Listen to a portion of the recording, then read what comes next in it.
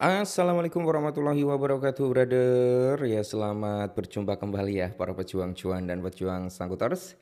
Gimana nih keadaan teman-teman semua? Semoga kalian dalam keadaan sehat semua dan saya doakan ya buat kalian jadi orang sukses semua. Amin, mantap ya. Dan tetap ya kan kawan ya, secangkir kopi harus selalu ada buat menemani kesempatan kali ini. Nah, di mana di kesempatan kali ini kalau kita lihat bersama-sama teman-teman ya, untuk kinerja dalam sektor cryptocurrency kan masih seperti ini tuh. Dia belum ada perubahan yang terlalu signifikan lah. Kita mengarah pada Fair and Greed Index dari indeksnya altcoin juga masih sama ya. Indeksnya altcoin juga dia masih di kepala 40-an. Fair and Greed Index masih di 63-an. Nah, kalau kita melihat dari market cap dia turun dari 39 ke 3,8 something. Sedangkan kalau kita lihat dari Bitcoin dominansinya sendiri teman-teman ini ada kenaikan sekitar 0,1%. Kemarin itu di area 60,6 ya. Dan hari ini udah di area 60,7. Apakah ini akan semakin naik kembali?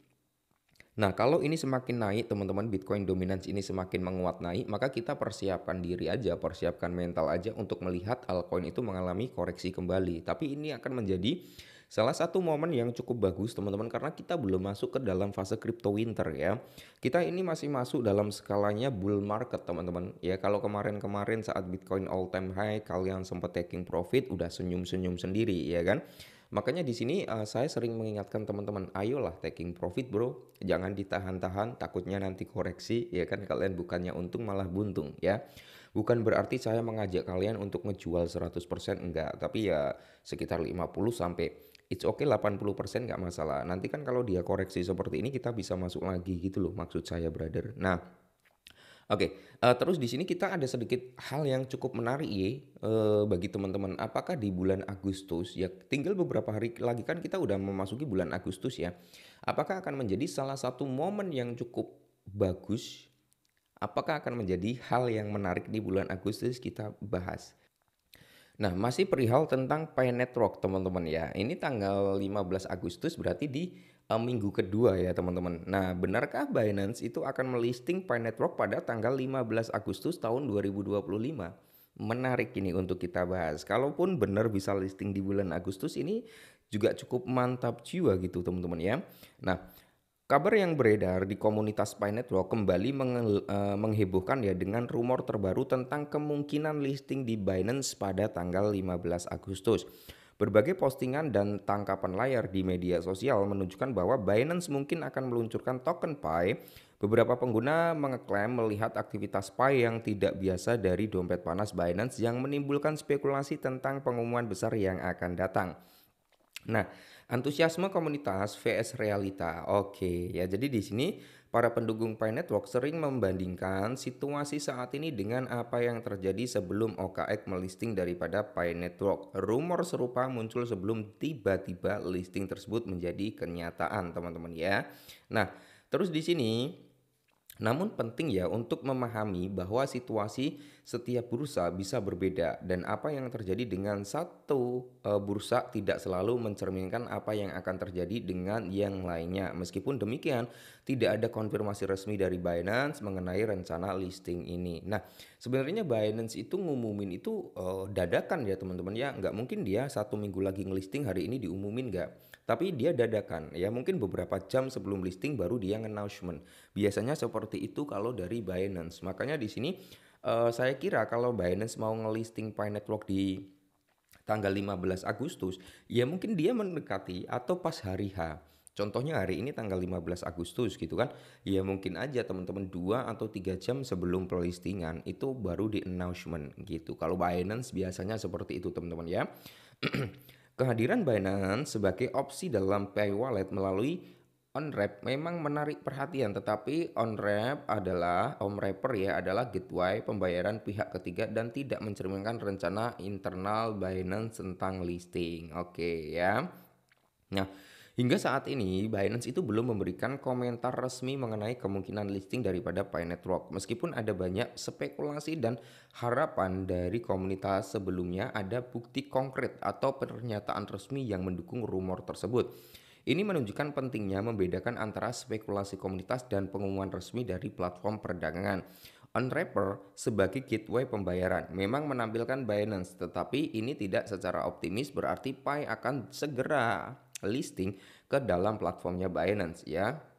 Nah, faktanya kehadiran Binance dalam Pay Wallet lebih berkaitan dengan fungsi pembayaran daripada indikasi listing. Yes, benar teman-teman ya. Tapi itu juga bisa menjadi angin segar sebenarnya ya. Nah, terus di sini seorang analis populer juga menyatakan bahwa sebelum bursa kelas atas dapat melisting Pi, mereka harus menyelesaikan proses KYB atau Know Your Business yang persyaratan oleh Pi Network. Untuk bursa besar seperti Binance, Coinbase ini bukan tugas yang mudah dan membutuhkan waktu serta sumber daya yang signifikan. Nah, proses KYB ini penting untuk memastikan bahwa semua pihak yang terlibat dalam listing memenuhi standar yang ditetapkan oleh Pi Network. Tanpa menyelesaikan proses ini sangat tidak mungkin bagi Pi untuk di listing di platform besar seperti Binance. Tapi kalau Pi Network itu nggak bisa masuk atau nggak bisa listing ke dalam platform besar seperti Binance, Coinbase ataupun Robinhood, itu akan menjadi salah satu kerugian terbesar bagi Pi Network. Kenapa? Ya, kalian tahu sendirilah ya. Exchange besar itu sangat berpengaruh terhadap apa kepercayaan dan integrasi terhadap komunitas itu cukup tinggi. Contohnya gini teman-teman ya. Kita sama-sama megang koin yang udah ada di Binance sama yang belum ada di Binance, ya kan? Kita cenderung lebih agak apa ya, agak nyantai lah, agak slow lah ya ketika aset tersebut udah ada di Binance. Contoh sederhananya di Luna Classic, ya. Coba Luna Classic ketika dia mengalami penurunan ya, waktu itu kan namanya masih Luna ya. Ketika mengalami penurunan yang cukup signifikan dari harganya di sekitar 120 dolaran atau 118 dolar ya pada waktu itu, drop sampai harga di bawah 1 dolar. Apa yang akan terjadi? Komunitas pasti pergi.